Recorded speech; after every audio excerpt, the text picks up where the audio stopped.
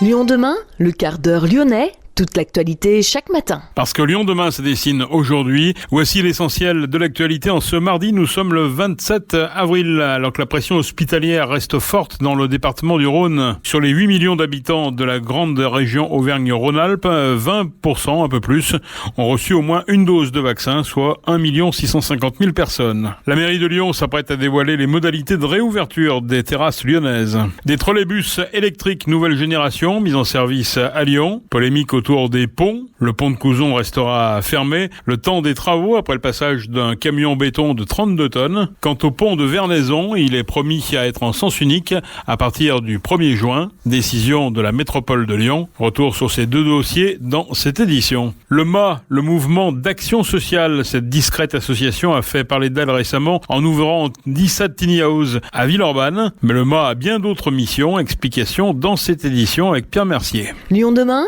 le quart d'heure lyonnais, toute l'actualité chaque matin.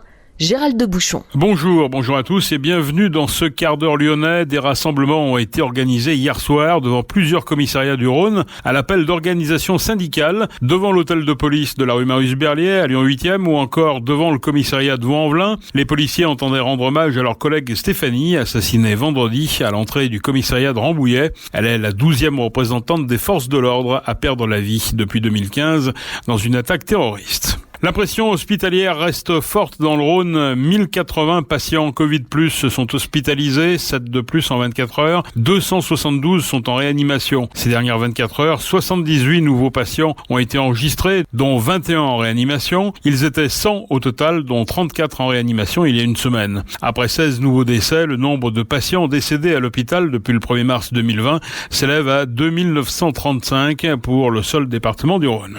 Le variant anglais est désormais responsable de près de 9 contaminations sur 10 dans le département. La souche historique est descendue sous les 2%. Les variants brésiliens et sud-africains restent également en dessous des 2%. Le taux d'incidence de la métropole de Lyon est descendu sous la barre des 400. Dans le département du Rhône, on est à 371 pour 100 000. Mais cette période est marquée par un effondrement des dépistages avec 58 500 tests réalisés contre près de 125 000 au cours de la semaine de Pâques. Notons que sur les 8 millions d'habitants de la grande région Auvergne-Rhône-Alpes, 20,6% ont reçu au moins une dose de vaccin, c'est-à-dire 1 650 000 personnes. 631 000 personnes ont reçu les 2 doses de vaccin dans la région, soit 8% des habitants. Et puis dans le Rhône, 357 000 personnes ont reçu au moins une dose, 133 000 ont reçu les 2. Les hospitalisations continuent d'augmenter en France. Actuellement, 30 596 personnes sont hospitalisées dans le pays en raison du Covid. C'est 309 de plus que dimanche. Et puis surtout, 6001 patients sont à ce jour hospitalisés en réanimation contre 5978 dimanche. La barre symbolique des 6000 patients jamais atteinte depuis le 16 avril 2020 vient donc d'être franchie. Lyon demain, la radio lyonnaise à écouter partout dans le monde. La mairie de Lyon va dévoiler jeudi les modalités de réouverture des terrasses lyonnaises. Le plan sera dévoilé dans un lieu symbolique au grand réfectoire de l'Hôtel-Dieu. Grégory Doucet sera accompagné pour cela par 3 adjoints. Camille Auger, qui est en charge de l'emploi et de l'économie durable. Valentin Lungenstrass, qui est en charge de l'espace public. Et Mohamed Chi, en charge de la tranquillité publique. Thierry Fontaine, le nouveau président départemental de l'UMIH, le premier syndicat patronal du secteur des cafés, hôtels, restaurants et discothèques, participera aussi à cette présentation. Emmanuel Macron souhaite, il faut le rappeler, que l'on puisse tenir l'objectif de la mi-mai pour la réouverture des terrasses. C'est en tout cas ce qu'il a affirmé. Des trolleybus électriques nouvelle génération ont été mis en service à Lyon. Ils sont 100% électriques, silencieux et se rechargent même en roulant. Les explications avec vous, Léo Ballery. Le Citral poursuit sa transition écologique et énergétique avec la mise en place de trolleybus nouvelle génération, ayant la particularité d'être 100% électriques. La première ligne à en bénéficier est la C13 reliant Grange-Blanche à Caluire. La flotte effectuant ce trajet devrait être totalement remplacée d'ici la fin juin. Ces nouveaux bus sont reliés aux lignes électrifiées, mais ils peuvent également se déplacer sans. Un véritable bus du futur pour Bruno Bernard, président de la métropole et du Citral. La première nouveauté, c'est que ça nous permet de rouler avec des bus électriques sur batterie. Donc ils peuvent se dépercher et quand il y a des travaux importants notamment, le bus peut continuer à rouler. Et là, le C13, du coup, va faire le parcours complet sans arrêt à l'hôtel de ville puisqu'il s'arrêtait depuis plusieurs mois à l'hôtel de ville. Deuxième particularité, c'est qu'on a 30% de plus de place pour les voyageurs. Et puis, c'est globalement un bus plus confortable pour les chauffeurs, pour les habitants qui l'utilisent. Il y a moins de bruit, on peut aussi recharger son téléphone avec les ports USB. Il y a plus de place pour les personnes à mobilité réduite, pour les poussettes. Donc c'est un bus du futur qui améliore la qualité de confort des usagers. Edwige Basparcy, directrice des équipements et du patrimoine au Citral, explique l'aspect innovant de cette nouvelle génération de trolleybus. Alors donc ce sont des trolleybus qui prennent leur énergie électrique sur la ligne aérienne, mais ils sont innovants dans le sens où ils ont une batterie embarquée qui permet de faire à peu près 40% du trajet sans ligne aérienne. Donc en fait, le côté innovant aussi, c'est qu'ils se rechargent en roulant. Donc quand ils sont sur la ligne aérienne, ils reçoivent le 750 volts en roulant, qui recharge à la fois la batterie et permet de faire la traction du véhicule. Et ensuite, quand ils déperchent et qui donc sont plus sous ligne aérienne, ils fonctionnent uniquement sur la batterie. Donc ce sont à la fois des bus électriques à batterie, mais aussi des trolleybus. Et ça nous permet de ne pas rajouter d'infrastructures en fait, de charge et de les recharger la nuit. En fait. Ils se rechargent en roulant. Au cours du mandat, le Citral a l'intention de changer près de 400 bus pour soit des trolleybus 100% électriques, soit pour des bus fonctionnant au gaz naturel. Selon Bruno Bernard, l'objectif du Citral est d'à terme diminuer de 60 à 70% les émissions de gaz des différents polluants. Merci Léo. Les maires de Solèze et Vernaison ont, semble-t-il, voulu inciter les usagers à s'opposer aux mesures de sécurité que la métropole s'apprête à mettre en place. Au 1er juin, la circulation sur le pont de Vernaison s'effectuera en effet en sens unique. Cette mesure doit permettre de maintenir une ouverture partielle de ce pont vieillissant et donc potentiellement dangereux. La métropole de Lyon est responsable de 735 ponts, passerelles ou trémies. Parmi eux, 186 font l'objet d'une surveillance renforcée. Pour Jean-Charles Collas, vice-président délégué au déplacement, il sera irresponsable et inacceptable que certains maires incitent les habitants à s'opposer à une mesure qui vise à éviter tout drame dans la métropole. Le pont de Vernaison a été construit en 1957. Ce pont suspendu fait l'objet d'un dispositif de surveillance 24 heures sur 24 depuis 2 ans. Il est interdit aux poids lourds depuis l'année dernière. Il y a quelques jours, un camion transportant du béton et pesant 32 tonnes a emprunté un autre pont, celui de Couzon, alors que l'ouvrage est interdit aux véhicules de plus de 3,5 tonnes. Sérieusement endommagé, le pont de Couzon restera fermé à la circulation automobile jusqu'aux réparations. La métropole n'est pas en mesure de donner un délai pour leur réalisation. Le MA comme mouvement d'action sociale.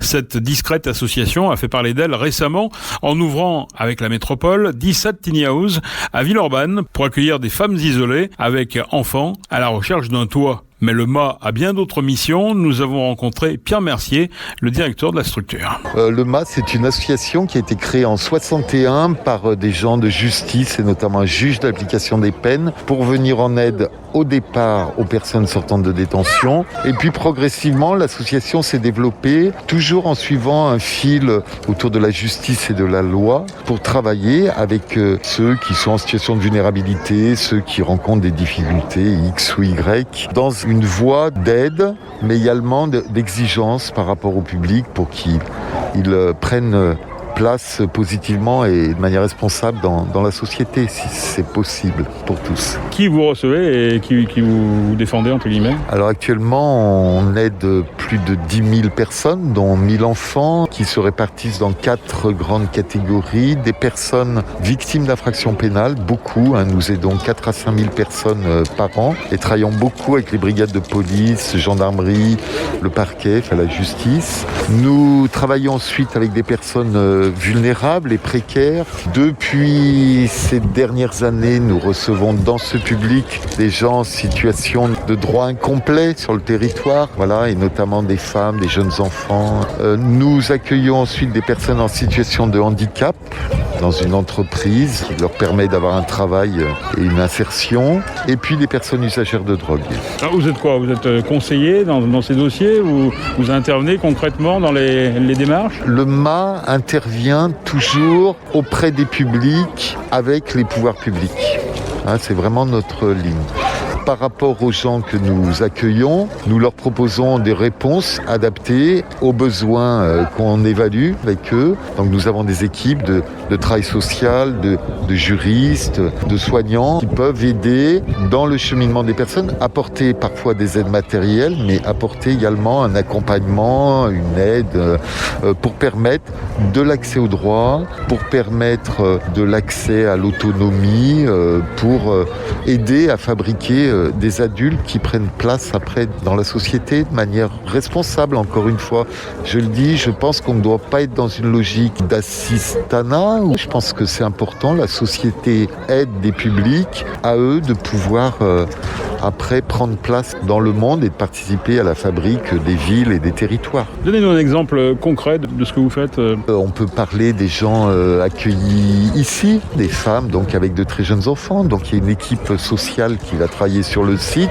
Donc il faut qu'on assure toutes les questions matérielles, puisque ici il y a aussi des gens qui n'ont pas de revenus. Donc on va travailler sur l'alimentation, on va travailler sur le matériel, on va sur les logistiques, essayer d'approvisionner pour que les personnes aient ce dont elles ont besoin. On va travailler sur l'école et la scolarisation avec les enfants. On va travailler sur la relation entre les mères et leurs enfants aussi, parce que parfois pour elles et pour les enfants, c'est toujours compliqué d'être parent, et pour les enfants. On va travailler sur la vie collective en apportant des activités. On va travailler sur du jardinage, de la culture, peut-être de l'apprentissage culturel, du faire ensemble. On va travailler à fabriquer une espèce de communauté d'entraide où les femmes pourront aussi s'entraider. Et puis individuellement, on va aussi travailler sur leur accès aux droits sociaux, l'accès au volet médical, parce que certaines ont besoin, là. Tout ça, ça va durer 12, 18 mois. Dès lors que ces personnes auront des situations leur permettant une meilleure autonomie, on va leur trouver avec nos partenaires un logement, une insertion, de l'activité, leur permettant de cheminer. L'objectif, c'est pas d'assister les gens, c'est avant tout de les intégrer. Non, je pense que vraiment, tout ce qu'on fait dans le MA depuis 60 ans, c'est de favoriser l'insertion, l'intégration des personnes adultes dans la société, quels qu'ils soient. Alors, ils ont besoin d'aide pour se remettre en situation, et là, on apporte. Et puis, ils ont besoin d'accompagnement pour les guider individuellement, chacun, qu'on les guide dans leur chemin, et puis qu'on travaille sur leur accès à l'activité, aux droits sociaux, au logement, à la santé, à la culture, aux apprentissages. La question de l'apprentissage, elle est au cœur de tout ce qui doit se faire aujourd'hui avec les plus vulnérables. Ce sont des publics qui maîtrisent mal parfois les codes et l'accès au monde inséré. Et donc là, il faut vraiment qu'on renforce ça, notamment par exemple ici pour les enfants. Ils doivent tous être scolarisés, tous apprendre à parler français très bien. Les mères aussi, elles doivent identifier la manière dont la société française fonctionne, le rôle des autorités, des institutions, à quoi elles ont droit et qu'est-ce qu'elles doivent aussi en tant qu'habitants de ce pays. Qu'est-ce qui manque en France et ici dans la métropole, je dirais dans cette ascension sociale? C'est la première marche justement, c'est celle-ci Je pense qu'il manque effectivement un certain nombre de réponses en matière d'hébergement et d'insertion de premier niveau. Il y a quand même beaucoup de situations qui sont sans domicile, à l'hôtel, ou dans des centres d'hébergement un petit peu bricolés. Je pense qu'il manque après la fabrique d'une utilité des gens. Je pense que ce qui est difficile dans les publics qu'on rencontre, c'est qu'ils ont intégré une représentation et une image d'une certaine inutilité au monde. Et il faut vraiment qu'on refabrique et qu'on crée les conditions d'une utilité de ces personnes à eux-mêmes et aux autres. Ça veut dire s'occuper de soi, ça veut dire s'occuper de ses enfants, s'occuper de ses proches, s'occuper de ses voisins, s'en occuper, avoir le souci de participer activement à la fabrique d'une société. Et là, on va travailler avec des voisins, avec des étudiants, avec des citoyens aussi qui vont venir nous rejoindre sur le site, parce que les gens ne doivent pas être laissés dans de l'inutilité. Moi, c'est ça vraiment le truc qui est important. S'ils sont inutiles, ça fabrique de l'inutilité pour quelques générations et c'est du gaspillage. Pierre Mercier, le directeur du MA, pour tout renseignement, ma-asso.fr. Un secteur qui attend également la réouverture, le secteur de la culture bien sûr. Camélia Jordana sur la scène du Hope Sound Festival les 28 et 29 août à Fleurieux sur l'Arbrelle pour soutenir les victimes de violences intrafamiliales. Le Hope Sound Festival est le premier festival caritatif en France à défendre les droits des victimes de sévices psychiques, psychologiques et sexuels. Les bénéfices serviront à mettre en sécurité des femmes, des hommes et des enfants violentés. L'objectif est aussi de réaliser des missions de sensibilisation dans les collèges, écoles, lycées, écoles post-bac ou entreprises. Le festival en plein air se déroulera donc en 2 temps. La journée sera consacrée à l'information et à la sensibilisation contre les violences intrafamiliales par le biais de conférences, d'ateliers ou de spectacles. Les clôtures des journées se feront en musique avec des concerts pop, rock et électro en présence d'artistes d'envergure nationale comme Camélia Jordana, donc Mademoiselle K, Caval, Bandi, Martin Luminet, Terre-Neuve ou encore Melba. C'est la fin de ce quart d'heure lyonnais. Merci de l'avoir suivi. On se retrouve demain, même heure, même antenne. En attendant, restez prudents.